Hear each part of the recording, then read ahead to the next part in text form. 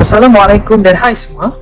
Kami pelajar USM dari grup 29 dari kos WSU 101. Dalam video ini, kami akan membentangkan topik SDG 12 iaitu tanggungjawab penggunaan dan pengeluaran.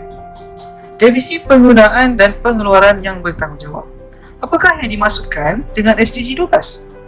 SDG 12 ialah penggunaan dan pengeluaran berkesinambungan dengan menyediakan barang dan perkhidmatan untuk memenuhi keperluan asas dunia tanpa menjejaskan persekitaran yang sudah terbeban. Setiap pengguna dan pengeluar mesti memastikan penggunaan dan pengeluaran terhadap pola produksi dan konsumsi seperti makanan, tenaga elektrik atau bahan kimia tidak dibazirkan. Ini bagi memastikan corak penggunaan dan pengeluaran ini kekal mampan seperti yang dinyatakan dalam tujuan SDG 12 untuk mengurangkan kesan lingkungan yang ditimbulkan terhadap bumi melalui pola pengeluaran dan penggunaan yang sewajarnya. Contoh penggunaan dan pengeluaran yang bertanggungjawab. 1. Menggunakan kenderaan awam seperti bas dan teksi untuk pergi bekerja akan menurunkan kadar keperluan untuk menghasilkan lebih banyak kenderaan dan mengelakkan penggunaan petrol yang berlebihan. 2. Menghitar semula segala plastik bungkusan makanan dengan menghasilkan benda baharu seperti baju hujan dan dapat mengurangkan kadar buangan plastik ke lautan. 3. Penggunaan kereta mesra persekitaran seperti kereta elektrik dapat mengurangkan kadar penggunaan gas dan tidak merosakkan kawasan persekitaran. Kesan penggunaan dan pengeluaran yang tidak bertanggungjawab. Yang pertama, ini pencemaran air.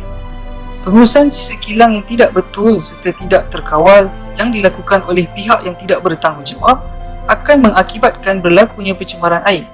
Kedua, pembaziran makanan. Menurut statistik, pada setiap tahun terdapat 3 bilion tan makanan telah dibazirkan. Pengambilan makanan yang berlebihan telah merugikan kesihatan dan alam sekitar kita. Yang ketiga, penggunaan tenaga yang tinggi. Berdasarkan statistik, menurut data Pertubuhan Bangsa-Bangsa Bersatu PBB, kesemua isi rumah menggunakan 29% daripada tenaga yang menyumbangkan kepada 21% pelepasan gas CO2. Walaupun terdapat kemajuan teknologi, penggunaan tenaga di negara-negara Pertubuhan Kerjasama dan Pembangunan Ekonomi OECD akan terus meningkat pada tahun 2020. Cara mencapai penggunaan dan pengeluaran yang bertanggungjawab. 1. Memperkasakan penguatkuasaan undang-undang terhadap pembuangan sampah ke dalam sungai. Kedua, mengadakan program Earth Hour. Program ini memerlukan masyarakat untuk menetap di kediaman mahupun di pejabat untuk mematikan elektrik yang tidak digunakan selama 1 jam bagi membangkitkan kesedaran ke atas perubahan iklim. Ketiga, mengurangkan makanan yang dibazirkan oleh pengguna, pengeluar dan peruncit. Ini saja dari kumpulan 29.